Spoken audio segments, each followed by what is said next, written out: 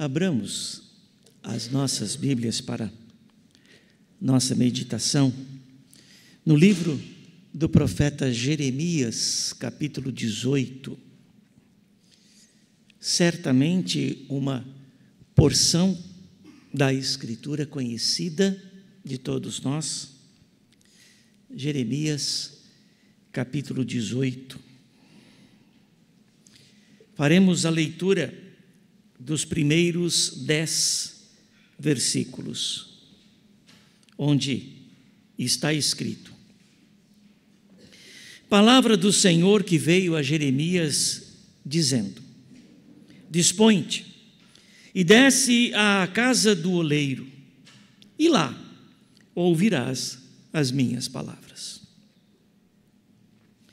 Desci à casa do oleiro, e eis que ele estava entregue à sua obra sobre as rodas. Como o vaso que o oleiro fazia de barro se lhe estragou na mão, tornou a fazer dele outro vaso, segundo bem lhe pareceu.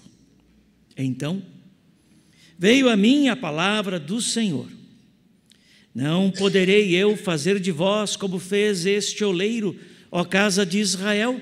Diz o Senhor: Eis que, como o barro na mão do oleiro, assim sois vós na minha mão, ó casa de Israel. No momento em que eu falar acerca de uma nação ou de um reino, para o arrancar, derribar e destruir, se a tal nação se converter da maldade contra a qual eu falei, também eu me arrependerei do mal que pensava fazer-lhe. E, no momento em que eu falar acerca de uma nação ou de um reino, para o edificar e plantar, se ele fizer o que é mal perante mim, e não der ouvidos à minha voz, então me arrependerei do bem que lhe houvera dito, me arrependerei do bem que houvera dito lhe faria.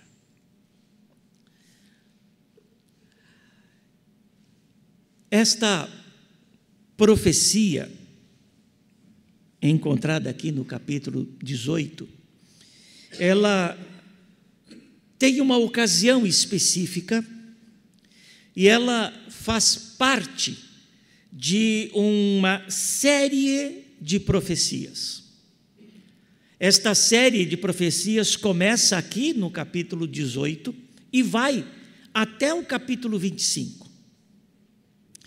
Elas não estão em ordem cronológica, elas não foram colocadas por Jeremias sob inspiração divina na ordem em que elas foram proferidas.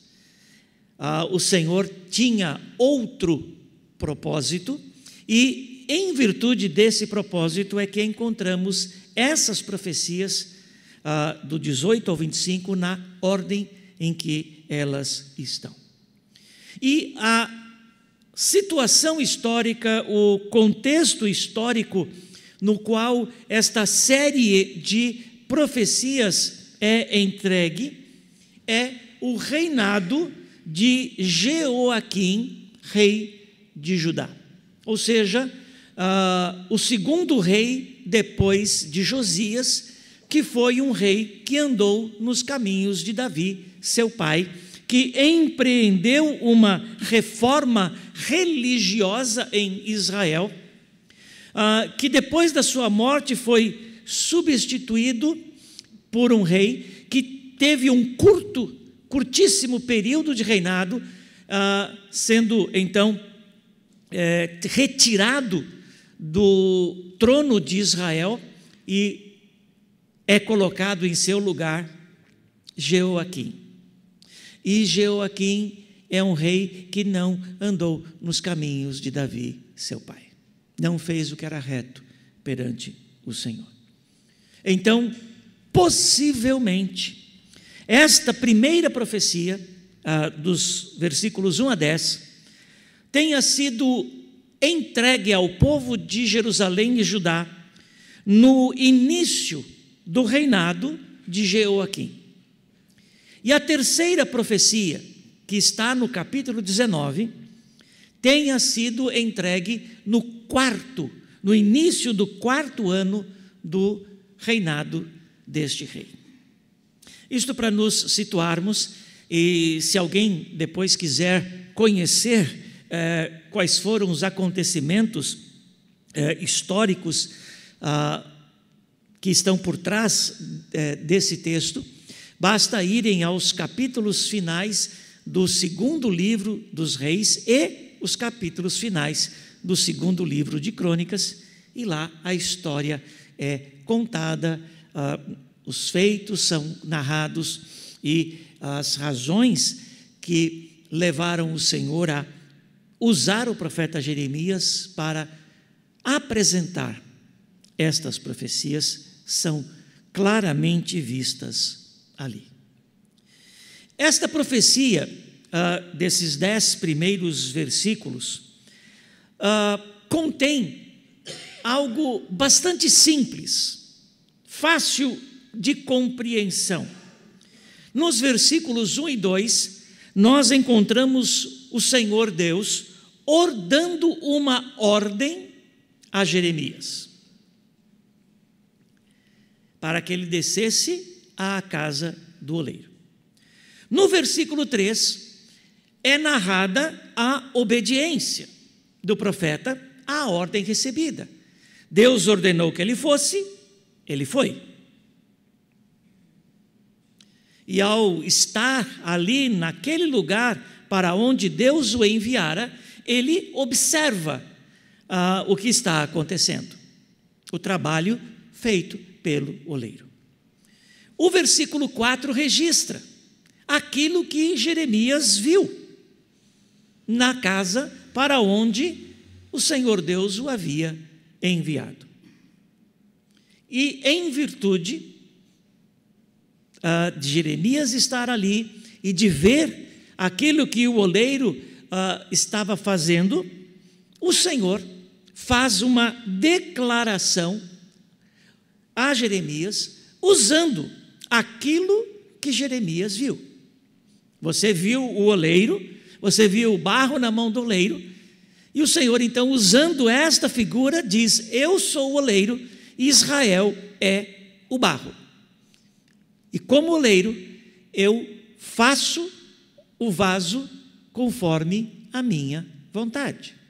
E se em algum momento esse vaso não sai da maneira como ele deve ser, simplesmente a obra é parada, o barro é amassado novamente e o trabalho é reiniciado até que o vaso assuma a forma desejada pelo oleiro. E nos versículos 7 a 10, nós encontramos uma aplicação prática dessa declaração feita por Deus. Se Deus, como oleiro, decreta arrancar, derribar e destruir uma nação em virtude do seu pecado, e esta nação se arrepender, então o oleiro também se arrepende daquilo que disse que iria fazer. E o contrário, se o oleiro determina plantar, edificar uma nação, e esta nação, de maneira arrogante, presunçosa, pecar, o oleiro muda a sua ação e aquilo que prometeu e não mais o faz. É a aplicação prática daquilo que o Senhor havia declarado nos versículos 5 e 6. Para ampliarmos um pouquinho a nossa compreensão,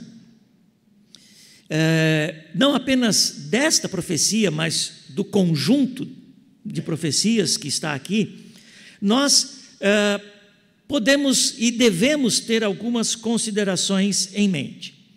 A primeira delas, que já foi dita, é que a sequência dessas profecias não está em uma ordem cronológica. Elas são dispostas de uma maneira a cumprir o objetivo estabelecido por Deus. E qual é esse objetivo? Voltando para o capítulo 17, no versículo 15, nós encontramos o povo de Jerusalém, a nação de Judá, dizendo ao profeta Jeremias, como representante do Deus de Israel, o seguinte: eis que eles me dizem, onde está a palavra do Senhor? Que se cumpra. Ou seja,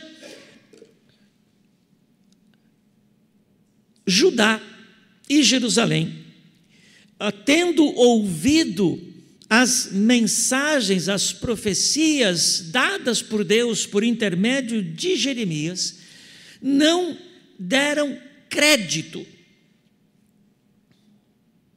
Não deram crédito às ameaças, às advertências, às admoestações, mas muito ao contrário, de maneira zombeteira,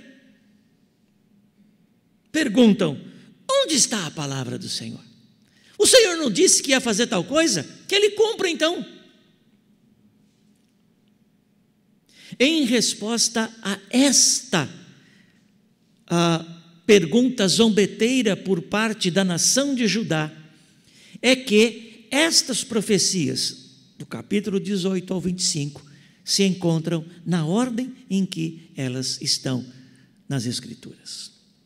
Mas há uma segunda razão para esta sequência: justificar a gloriosa premissa que é apresentada na conclusão desta série de profecias.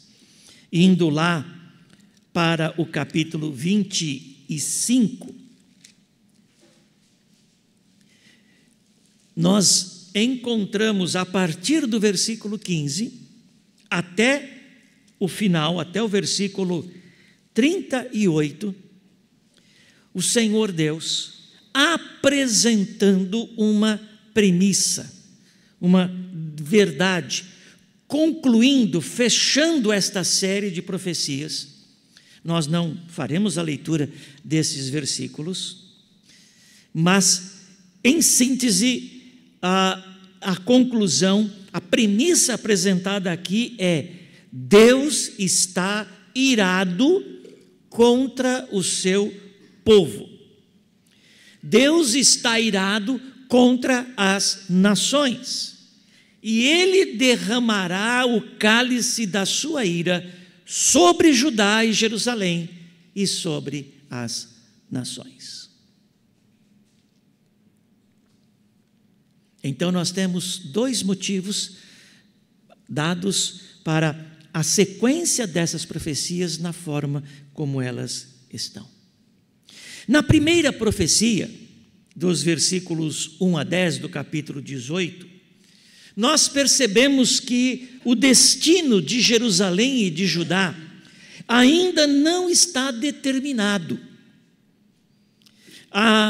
O Senhor Deus ainda manifesta misericórdia, ainda há esperança para a linhagem real de Judá, ainda há esperança para uma longa linhagem de reis em Judá, ainda há esperança para um reino de esplendor, ainda há esperança para Jerusalém ser habitada eternamente, como o Senhor Deus havia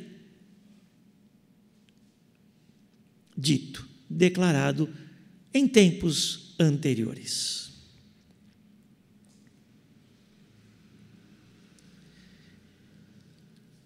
Observem nas palavras do versículo 7 ao versículo 10, que existe a possibilidade de mudança. Se houver arrependimento, o Senhor retira a sua ameaça de arrancar, de derribar, de destruir, e permanece a sua promessa de plantar e edificar. Ainda há esperança. Isso aconteceria se a reforma espiritual empreendida por intermédio do rei Josias resultasse em uma reforma espiritual do povo de Jerusalém e de Judá. Quando lemos a segunda profecia, que está aí no capítulo 18, do versículo 11 até o final, ou até o 17, para ser mais preciso, nós observamos que Deus, o Senhor Deus, ainda oferece misericórdia. Olhem os versículos 11 e 12. Ora, pois, fala agora aos homens de Judá e aos moradores de Jerusalém, dizendo: assim diz o Senhor, eis que estou forjando o mal e formo um plano contra vós outros. Convertei-vos, pois agora, cada um do seu mau proceder, e emendai os vossos caminhos e as vossas ações. Notem como Deus oferece misericórdia. Estou formando mal contra vós. Estou preparando algo terrível. O cálice da minha ira está sendo preparado para ser derramado sobre vocês. Mas se vocês se converterem, se vocês emendarem os vossos caminhos, isso não ocorrerá. Mas também observe o que diz o versículo 12. Mas eles, os homens de Judá e Jerusalém, dizem: não há esperança. Por que andaremos consoante aos nossos projetos? E cada um fará segundo a dureza do seu coração maligno. Há a oferta de misericórdia e há a rejeição dessa oferta. Nós andaremos consoante aos nossos projetos. Nós seguiremos a dureza do nosso coração maligno. Não queremos a misericórdia de Deus. E isto conduz à terceira profecia, que está no capítulo 19. E, mais uma vez, não faremos a leitura, mas apenas chamo a atenção para o título em negrito, que foi sabiamente colocado aqui: a botija quebrada. O vaso formado pelo oleiro, sendo despedaçado pelo oleiro. Uma vez que Judá e Jerusalém fazem a sua escolha final, então a terceira profecia é entregue e nela é anunciada a completa destruição da cidade de Jerusalém e da nação de Judá.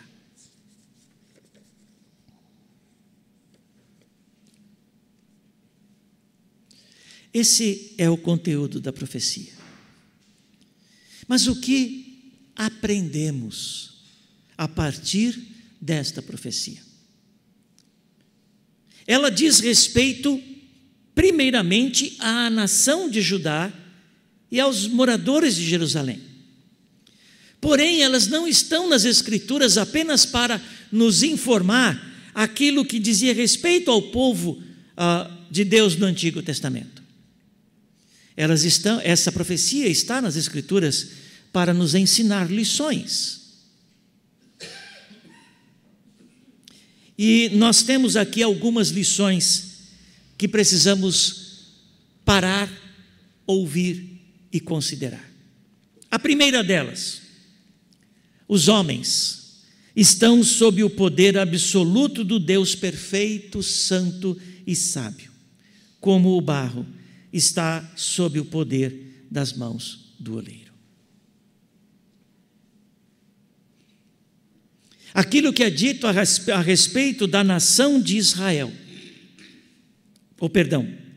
de Judá, onde Deus diz que Israel, ou que Judá é o barro nas suas mãos, é verdade com relação a todos os seres humanos, todos, sem distinção. E, em especial, isto é verdade em relação ao povo de Deus, àqueles que são salvos em Cristo Jesus. O oleiro tem poder de deixar o barro como ele está, aquela massa sem forma, dura, e tem o poder de fazer daquele barro um vaso de honra, ou um vaso de desonra. Pode fazer daquele barro, um vaso belo, que enfeitará e encantará olhos de muitas pessoas, ou fazer um vaso feio. O oleiro tem o poder de pegar aquela porção de barro e transformá-lo em uma xícara delicada, que irá para a mesa de um príncipe e será usada em um banquete, como também pode fazer daquela massa um utensílio grosseiro a ser usado na cozinha.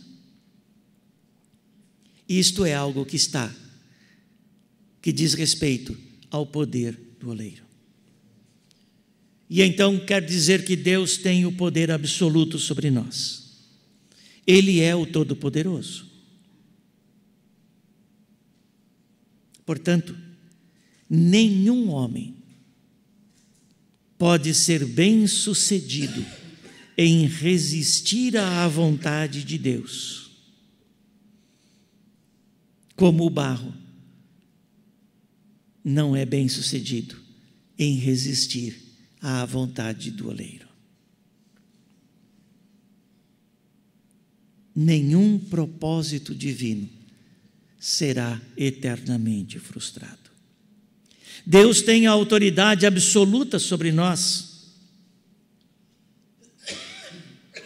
mas longe de esta verdade ser uma verdade alarmante, opressora, escravizante, é uma verdade consoladora, uma verdade infinitamente consoladora, pelo simples fato de que Deus, o oleiro, não é um déspota sem coração, não é um déspota sem consciência, não é um ditador arbitrário que age por mero capricho. O oleiro é perfeito, é santo, é sábio. Quando ele exerce o seu poder soberano, ele o exerce de acordo com os princípios estabelecidos para ele mesmo de justiça, de verdade, de retidão.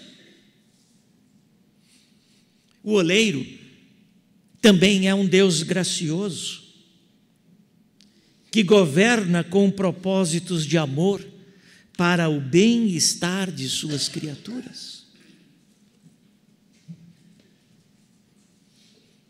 Todos nós estamos debaixo do poder absoluto de um Deus perfeito, santo e sábio. E nós, em especial, como seu povo, precisamos estar conscientes disso, compreender esta verdade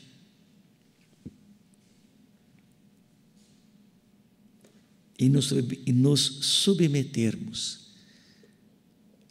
às mãos do oleiro.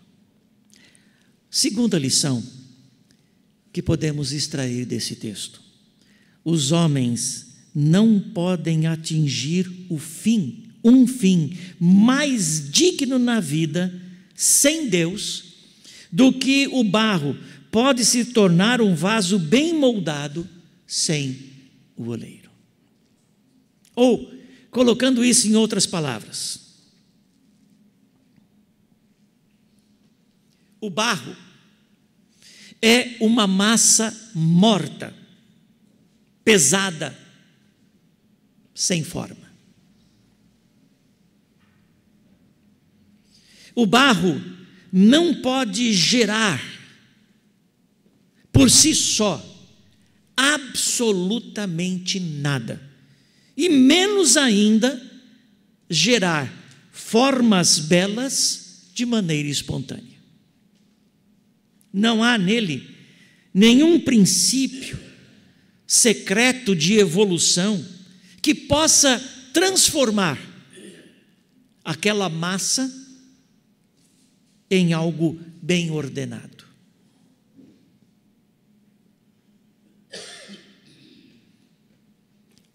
Ou, o homem não pode alcançar um fim digno na sua vida sem o oleiro, sem Deus. Da mesma forma como o barro não pode transformar a si mesmo em um vaso bonito, bem ornamentado, para a honra, para um uso honroso, ou para qualquer tipo de uso.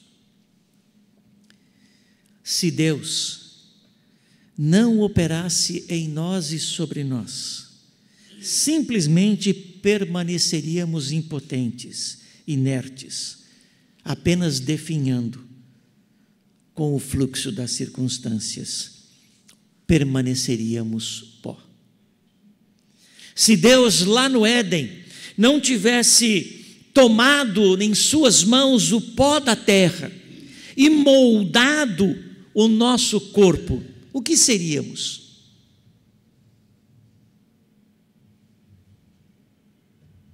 Não seríamos. Não haveria ser humano.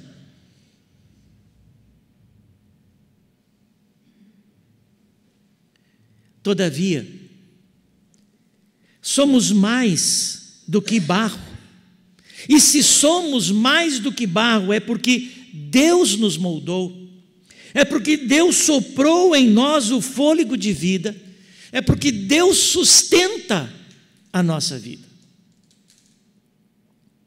Nós não apenas deixamos de ser pó, os animais também deixaram de ser pó, mas nós somos mais do que isso, porque Deus soprou em nós o fôlego de vida.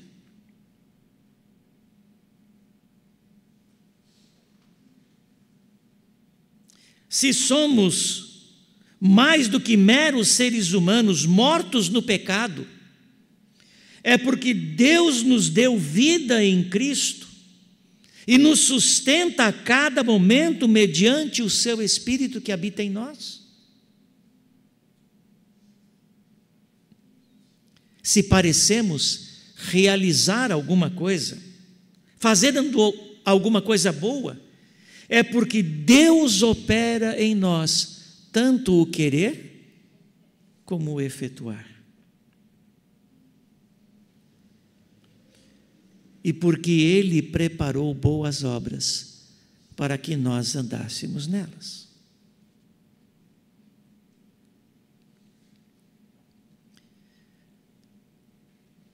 Para atingirmos um fim digno, um propósito elevado, um objetivo real e abençoador de vida, nós necessitamos ser moldados pelo oleiro, pelo supremo oleiro. De outra forma, seremos apenas criaturas, sendo levadas pelas circunstâncias da vida. Terceira lição. Deus tem um propósito para cada vida, como o oleiro tem um propósito para com o barro. De uma maneira muito simples, por meio do profeta Jeremias, a Escritura nos fala sobre isso. Lá no versículo 4, dizendo assim: como o vaso que o oleiro fazia de barro se lhe estragou nas mãos. Isso remete a nossa mente a imaginar um oleiro trabalhando sobre uma roda, com aquela porção de argila nas suas mãos e querendo formar um vaso com um determinado formato, um bojo largo embaixo, uma garganta fina no meio e depois uma boca abrindo, porque ele desejava fazer uma botija de água. Mas em algum momento, aquele bojo gordo embaixo ficou estreito, aquela garganta ficou larga demais, a boca ficou desbeiçada.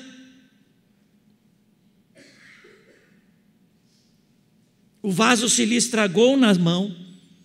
Então,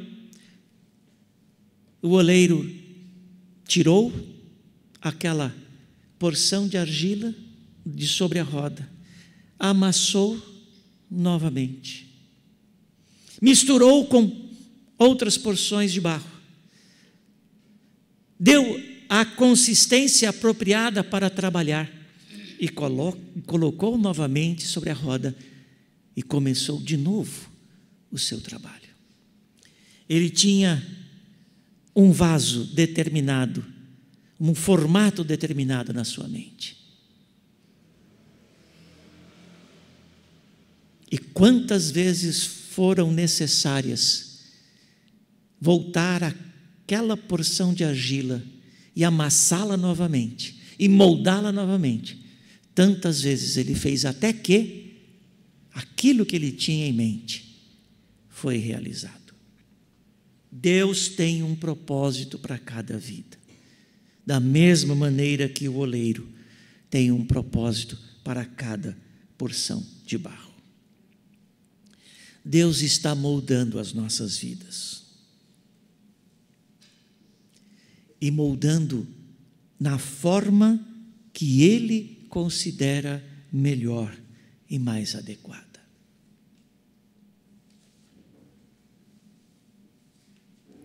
Deus está, como o oleiro faz com o barro, dando a forma à nossa vida conforme o seu propósito. E se em algum momento, por nossa rebeldia, por nossa obstinação, por nossa desobediência às mãos do oleiro, esse vaso não ficar da forma como ele determinou for fazer, simplesmente ele recomeça o trabalho. É verdade que não há o mesmo propósito para todas as pessoas. O oleiro faz vasos de inúmeras formas, para inúmeros usos. Deus não tem o mesmo propósito ao formar este vaso, em relação ao propósito que Ele tem para formar cada um de vocês. No entanto, cada pessoa é bem-sucedida à medida que é cumprido o propósito particular de Deus na sua vida. Aqui está o ser bem-sucedido. Ter a forma que o Senhor determinou, segundo o seu propósito, para cada um de nós. E algumas rápidas observações aqui são apropriadas. Um vaso rústico é tão perfeito quanto um vaso refinado, embora sejam muito diferentes.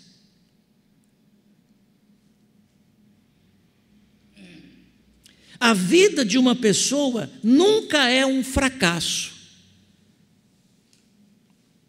porque ela é uma pessoa humilde, destinada para usos humildes, desde que ela atinja o propósito para o qual Deus a designou. O vaso formado pelo Supremo Oleiro é sempre um vaso perfeito, independentemente do uso ao qual ele se destina.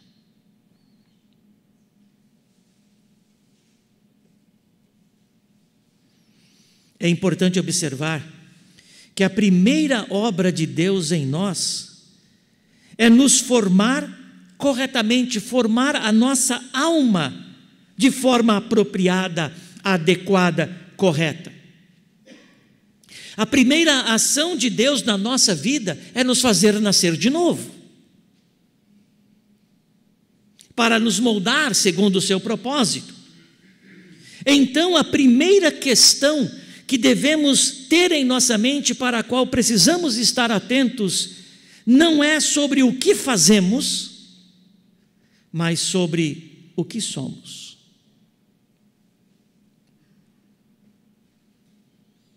O oleiro está produzindo vasos. O Supremo Oleiro está produzindo pessoas, almas, vidas. E da mesma maneira como um vaso se torna útil depois que o oleiro termina o seu trabalho nele, da mesma forma ocorre conosco, depois de sermos corrigidos pelo Supremo Oleiro. Quarta lição: Deus molda a nossa vida mediante a disciplina da providência, como o oleiro faz com o barro sobre as rodas. O oleiro estava lá entregue ao seu trabalho. Tinha um projeto em mente. Em algum momento, por algum motivo, o seu trabalho não estava correspondendo ao seu projeto.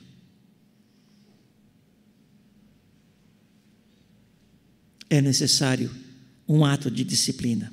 Para-se o trabalho, tira-se o barro da roda, amassa-se, quebranta-se, amolece novamente, prepara novamente, volta à roda, reinicia o trabalho.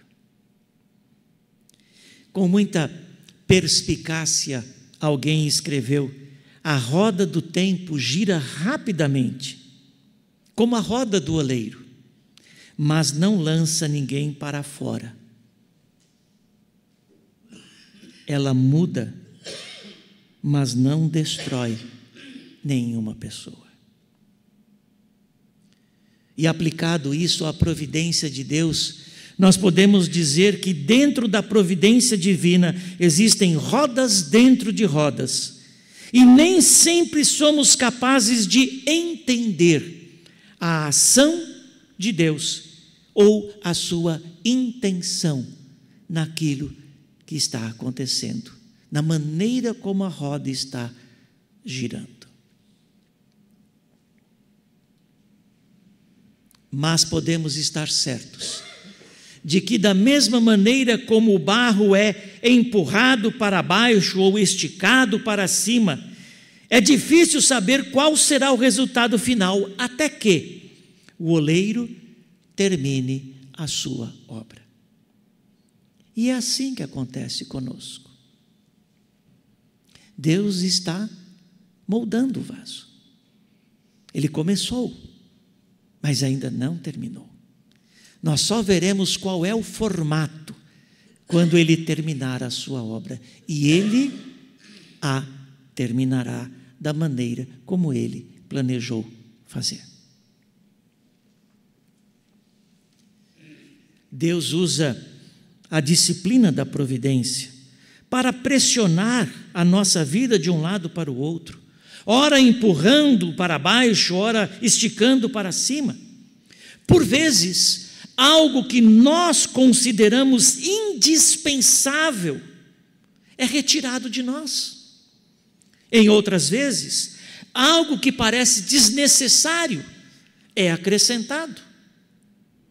O oleiro, o supremo oleiro, sabe o que ele deve tirar, o que ele deve acrescentar, que formato ele deve dar.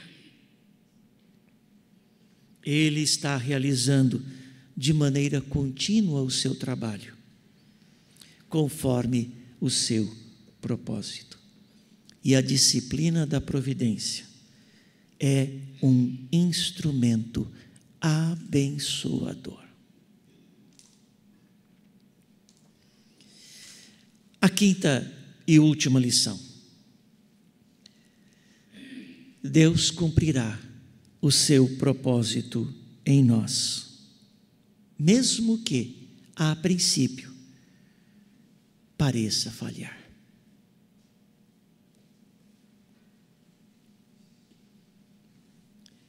O barro é teimoso, o barro é obstinado. Ele precisa ser fragmentado, espedaçado, amassado, remodelado e remodelado. E quantas vezes forem necessários, remodelado. E nós somos assim.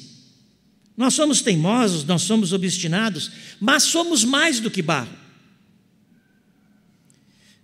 Como seres humanos, Deus nos criou com liberdade de vontade. E liberdade de vontade não é a mesma coisa que livre-arbítrio. Mas ainda assim, há um mistério. Não conseguimos compreender como a liberdade de vontade que Deus concede a cada ser humano concorda, se harmoniza com a sua soberania onipotente. Na nossa percepção humana, estas duas coisas parecem contradizentes, parece que se opõem entre si. Na mente de Deus, estas duas coisas se harmonizam perfeitamente. E nas Escrituras, elas são comparadas aos trilhos de uma linha de trem. Caminham paralelamente na mesma direção. Nunca se afastando uma da outra, nunca unindo-se uma à outra. Mas nós podemos estar certos de que essas duas coisas são verdade. Uma verdade misteriosa. E além disso, de uma forma ainda mais terrível, por causa do pecado que herdamos de nossos primeiros pais, nós nos tornamos absurdamente teimosos, obstinados, cabeçudos.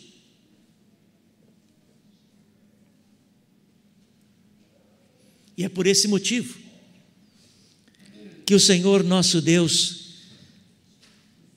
ao fazer o seu trabalho como supremo oleiro,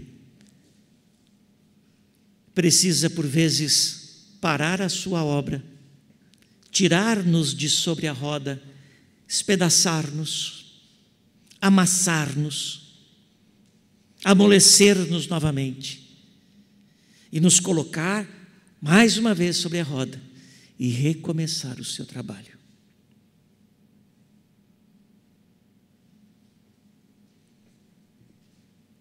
E Ele fará isso tantas vezes quantas forem necessárias, até que o seu plano, aquilo que Ele determinou fazer em nós, aquilo que Ele determinou nos tornar, for feito, for realizado. As grandes desilusões, os acontecimentos destrutivos, o fracasso do trabalho de um homem, a divisão de uma igreja, a revolução em uma nação, todas estas coisas podem parecer desastrosas para o povo de Deus. Porém, vemos como, por meio destas coisas, Deus, em sua infinita paciência e graciosa perseverança, finalmente realizará seus grandes, santos, sábios e perfeitos propósitos e, desta maneira, garantirá a verdadeira bem-aventurança do seu povo.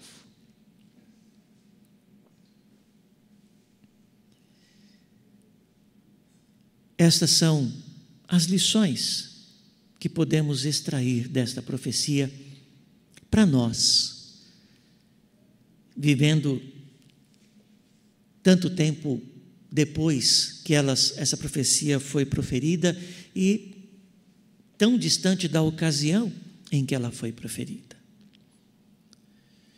Mas essas lições são tão válidas hoje como foram naquele período. E a pergunta que deve ficar na nossa mente é: como eu me deixo ser moldado pelo meu oleiro?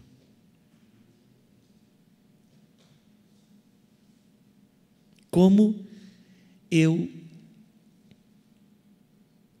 impeço, evito, ao máximo das minhas forças, ser teimoso, ser obstinado, ser cabeçudo.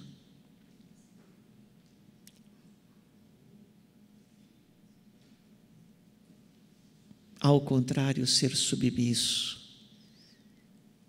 para que o meu supremo oleiro faça o que ele tem determinado fazer em mim, fazer com que eu seja. Que Deus, por meio do seu Espírito, nos dê consciência daquilo que somos, barro, nas mãos do oleiro. Mais do que isso,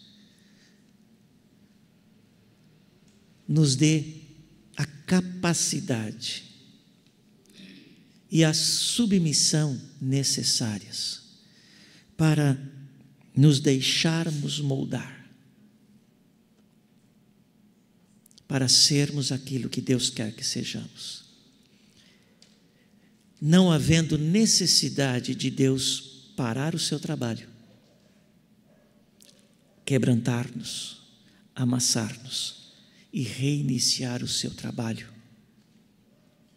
Que Deus nos dê capacidade para cooperarmos com Ele na formação do nosso vaso. Um vaso de honra, um vaso que glorifique